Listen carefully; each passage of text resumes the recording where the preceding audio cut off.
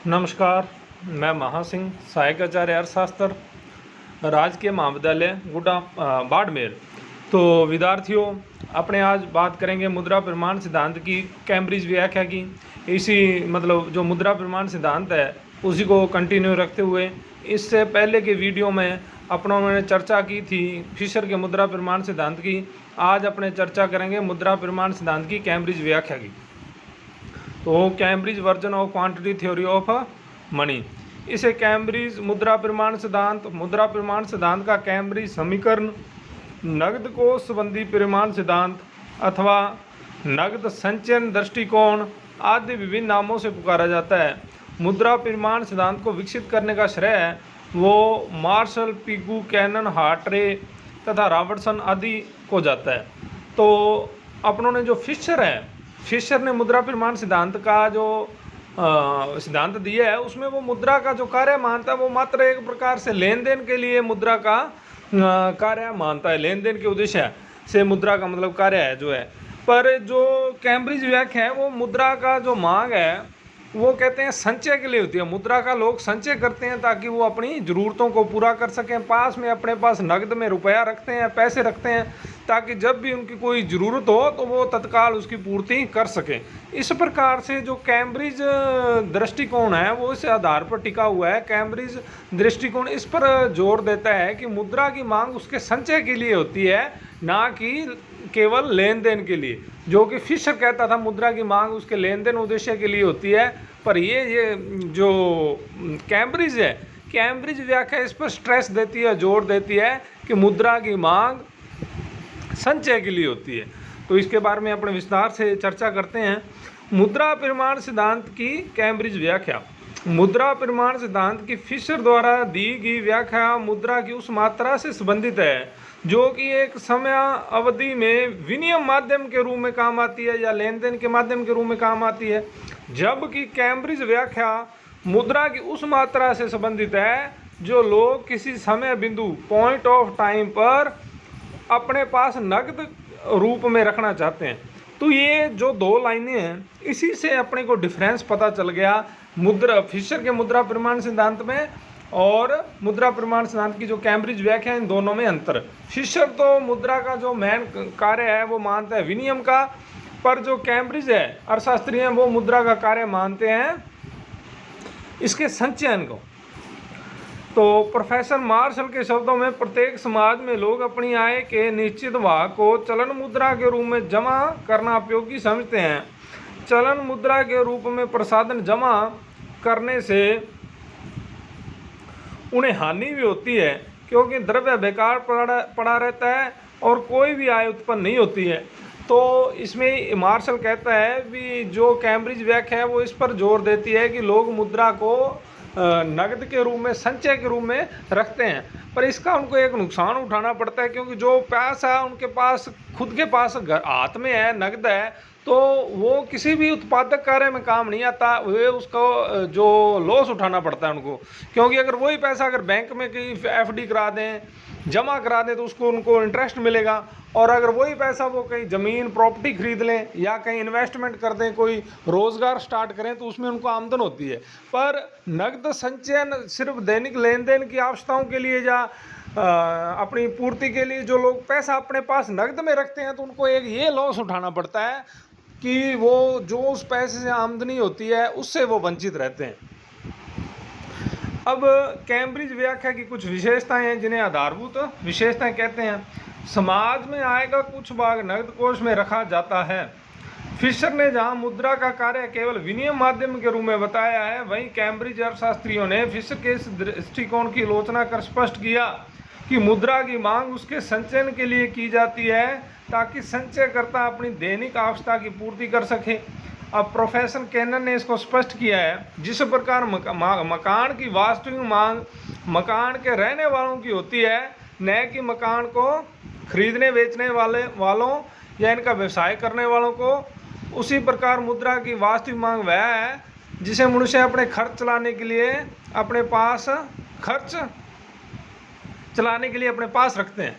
तो इसमें कैनन ने कहा है कि मकान की मांग उसके रहने वालों के लिए होती है, ना कि मकान बना के बेचने या खरीदने वालों के लिए होती है। उसी प्रकार से जो मुद्रा का कार्य है वो विनियम का नहीं है, पर वो विनियम उसका कार्य है लोग अपने पास पैसा रखते हैं, नकद के रूप में संचय करते हैं ताकि अपनी आवश्यकताओं की पूर्ति कर सकें। तो कैनन ने इसको मकान के एक उदाहरण के द्वारा जोड़ा है। भी जो मकान बनाता और बेचता है वो, उसके लिए मकान की कोई मांग नहीं है, मांग किनके लिए, जो वास्तव में उसमें रहना चाहते हैं। उसी प्रकार से मुद्रा है, मुद्रा की मांग सिर्फ विनियम का ही कार्य नहीं है, इसके अलावा उसका कार्य संचयन का भी है। तो ये एक उदाहरण दिया है इसने।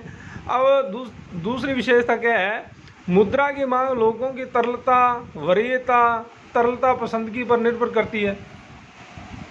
व्यक्ति अपने धन को मकान, जायदाद व प्रतिभूतियां या अंश खरीदने में या वस्तुओं का स्टॉक करने में कर सकता है, या बैंक में जमा करा सकता है। बैंक में रखा गया धन या समय के पास रखा धन सर्वाधिक तरल है, जबकि मकान, जायदाद में विनियोजित धन कम तरल है। हाँ, तरलता वरीयता क्या है या तरलता पसंदगी क्या है, इसको इंग्लिश में लिक्विडिटी प्रेफरेंस बोलते हैं। भी लोग अपने पास धन कितना नकद के रूप में अपने पास रखना चाहते हैं, वही तरलता है।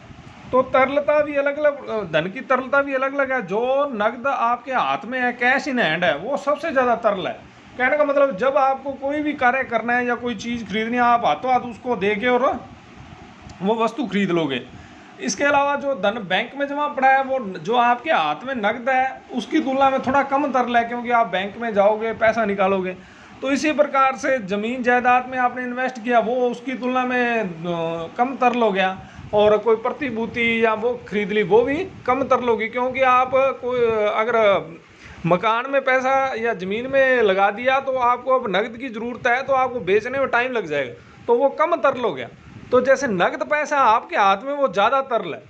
तो तरलता पसंद की मतलब लोग अपने पास नकद के रूप में अपने पास धन कितना रखना चाहते हैं अपनी दैनिक आवश्यकताओं को, तो उसको बोलते हैं तरलता पसंद की। अब वह मुद्रा की पूर्ति अल्पकाल में प्राय स्थिर रहती है। कैम्ब्रिज अर्थशास्त्रियों ने मुद्रा की पूर्ति में सिक्कों, पत्र मुद्रा, बैंकों में जमा राशियों की कुल मात्रा, जिसे इच्छा अनुसार निकाला जा सकता है, सम्मिलित किया है। चूँकि मुद्रा की पूर्ति केंद्रीय बैंक की मौद्रिक नीति पर निर्भर करती है और उसे बार बार जल्दी परिवर्तन होने की प्रवृत्ति नहीं रहती, इसलिए मुद्रा की पूर्ति अल्पकाल में स्थिर रहती है। अब कैम्ब्रिज अर्थशास्त्री क्या कहते हैं कि मुद्रा की जो पूर्ति है, मनी सप्लाई है, वो अल्पकाल में स्थिर रहती है। तो मनी सप्लाई में क्या क्या चीज़ें उन्होंने ली है, जैसे सिक्के हैं आपके, इसके अलावा नोट है, और इसके अलावा जो आपने बैंक में जमा करा रखा है धन, वो इसकी पूर्ति में आता है। ये स्थिर क्यों रहते हैं, क्योंकि ये मुद्रा का जो सप्लाई है, जब मुद्रा का कंट्रोल करता है वो किसी भी देश का सेंट्रल बैंक का करता है। हमारा सेंट्रल बैंक केंद्रीय बैंक है, रिजर्व बैंक ऑफ इंडिया। तो अगर कोई भी वो परिवर्तन करेगा तो उसमें थोड़ा टाइम लगता है, एकदम से वो मुद्रा की पूर्ति को घटा बढ़ा नहीं सकता। तो इसलिए जो कैम्ब्रिज अर्थशास्त्री हैं, ये मुद्रा की पूर्ति को स्थिर मानते हैं। अब अभी मुद्रा का मूल्य है। मुद्रा के मूल्य के बारे में अपनों ने पीछे कई वीडियो जो डाले हैं, उनमें मैंने विस्तार से बताया था। मुद्रा का मूल्य मतलब मुद्रा की क्रय शक्ति। मुद्रा की एक यूनिट से आप कितनी वस्तुओं और सेवाओं को खरीद सकते हैं, वो उसके मूल्य को बताता है। तो क्या है, मुद्रा की पूर्ति लगभग स्थिर रहती है, जबकि लोगों की द्रव्य तरलता पसंदगी में परिवर्तन होते रहने से मुद्रा की मांग घटती बढ़ती रहती है। अतः मुद्रा के मूल्य में परिवर्तन जितना मुद्रा की मांग से प्रभावित होता है, उतना पूर्ति से नहीं।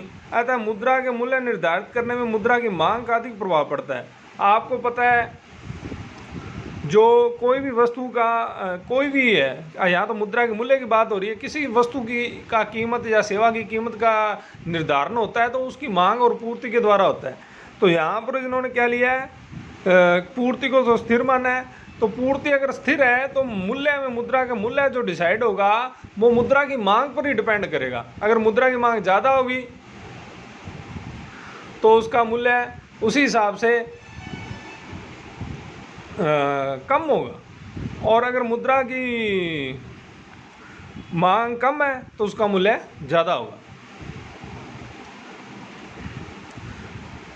अब उपयुक्त विश्लेषण से स्पष्ट है कि कैम्ब्रिज व्याख्या में मुद्रा की मात्रा के बजाय मुद्रा की मांग पर अधिक जोर दिया गया है तथा इसके अनुसार मुद्रा के मूल्य पर मुद्रा की मात्रा की अपेक्षा उसकी मांग का अधिक प्रभाव पड़ता है।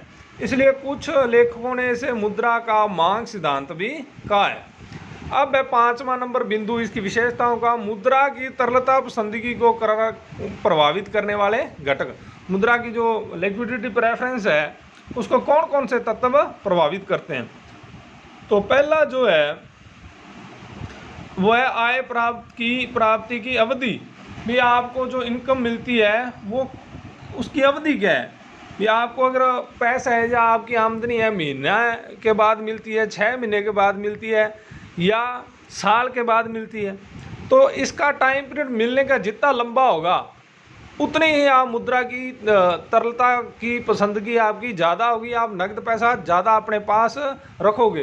क्योंकि आपको पता है भी मेरी जो आय है वो महीना, 6 महीना या साल बाद आएगी, तो उसी अनुसार उसके दौरान मेरे को जो अपनी दैनिक आवश्यकताओं की पूर्ति करनी है उसके लिए मेरे को पैसे की ज़रूरत है, तो आप फिर वो पैसा अपने पास रखोगे। और जितनी आय प्राप्ति की जो अवधि कम होगी उतनी ही नकद पैसा आप कम रखोगे, क्योंकि आपको पता है भी जल्द ही पैसे आ जाएंगे तो मैं उसके द्वारा अपनी आवश्यकताओं की पूर्ति कर लूँगा। तो जितना आय प्राप्ति की अवधि लंबी होगी उतना ही मुद्रा की मांग क्या होगी, नकद रखने की ज़्यादा होगी। और जितनी आय प्राप्ति की अवधि कम होगी उतनी ही मुद्रा को नकद में रखने की या तरल रखने की तरलता जो पसंदगी है वो कम होगी। दूसरा नंबर है वस्तुओं की कीमतें। अगर कीमतें नीची हुई तो कम द्रव्य से ही काम चल जाने से द्रव्य की मांग कम होगी और ऊंचे होने पर अधिक द्रव्य की मांग होगी। सीधी सी बात है, अगर वस्तुओं की कीमतें ज़्यादा होंगी तो आपको ज़्यादा पैसे की ज़रूरत होगी उनको खरीदने के लिए, तो आप ज़्यादा पैसा अपने पास नकद रूप में रखोगे। और दूसरी ओर अगर कीमतें कम हैं तो आप क्या करोगे, उसके लिए आपको कम पैसे की ज़रूरत पड़ेगी तो आप कम नकद अपने पास रखोगे। अब है धन का वितरण समान होने पर मुद्रा की मांग अधिक होती है तथा असमान वितरण होने पर मुद्रा की मांग कम होती है। क्योंकि असमान वितरण से प्रभावपूर्ण मांग कम होती है। हाँ भी, अब तरलता पसंदगी या मुद्रा को नकद रखने की मांग वो धन का जो समाज में वितरण है उस पर भी निर्भर करती है। अगर समाज में धन का वितरण समान है तो सभी लोग अपनी आवश्यकताओं की पूर्ति करने के लिए ज़्यादा वस्तुएं खरीदेंगे या मांग करेंगे तो उनको ज़्यादा धन की ज़रूरत होती है। और अगर असमान वितरण है तो बहुत से लोग गरीब होंगे और कुछ एक लोग अमीर होंगे। जो कुछ एक लोग अमीर होंगे उनके पास धन ऐसे ही पड़ा रहेगा तो वो ज़्यादा मांग करेंगे नहीं, और गरीबों के पास वैसे ही पैसा नहीं है तो वो वैसे ही कम मांग करेंगे। इसलिए क्या होगा, धन की जो नकद रखने की इच्छा है वो कम होगी। ये बात। अब 4 नंबर बिंदु है व्यापार की दशा उन्नत होने पर क्रय विक्रय स्टॉक विनियोग आदि के लिए मुद्रा की तरलता वरीयता घट जाती है, जबकि मंदी काल में तरलता वरीयता बढ़ जाती है। सिद्ध आप स्पष्ट हो रहा है कि जैसे व्यापार अच्छा होगा तो ज़्यादा लेन देन होगा, ज़्यादा लेन देन होगा तो आपको ज़्यादा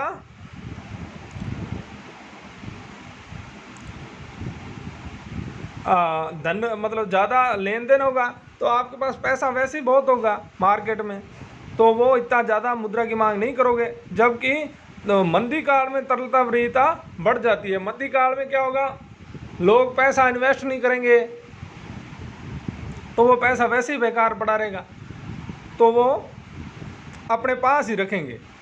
ये चीज़ है।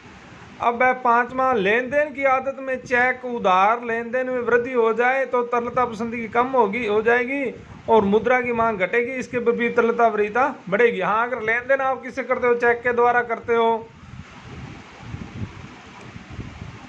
और उधार द्वारा करते हो तो नकद की आपको मांग ही नहीं करोगे, नकद की मुद्रा की मांग ही नहीं करोगे तो उसकी तरलता पसंदगी क्या हो जाएगी, कम हो जाएगी। और दूसरी ओर अगर आप नकद के द्वारा ज़्यादा लेन देन करोगे तो उसकी मांग बढ़ेगी। अब जनसंख्या 6 नंबर बिंदु है, जनसंख्या अधिक लोगों में द्रव्य को तरल रूप में रखने से द्रव्य की तरलता पसंदगी बढ़ेगी और मुद्रा की मांग घटेगी। इसके विपरीत मुद्रा की मांग बढ़ेगी और इसके विपरीत द्रव्य की मांग कम होगी। हाँ, जनसंख्या जितनी ज़्यादा होगी वो ज़्यादा लोग लेन देन करेंगे, उनको ज़्यादा धन की ज़रूरत होगी भाई, ज़्यादा नकद की मांग करेंगे वो, तो वो ज़्यादा पैसा अपने पास रखेंगे। इसके विपरीत अगर जनसंख्या कम होगी तो नकद की मांग कम करेंगे, तरलता की मांग कम करेंगे। तो आज के लिए इतना ही, और आगे के वीडियो में अपने इसको कंटिन्यू रखेंगे और इसके जो समीकरण है मुद्रा परिमाण सिद्धांत की जो कैम्ब्रिज व्याख्या की समीकरण है, फिर इसमें फिशर और कैम्ब्रिज में तुलना करेंगे और बाद में इसकी जो कमी है उसके बारे में चर्चा करेंगे। धन्यवाद।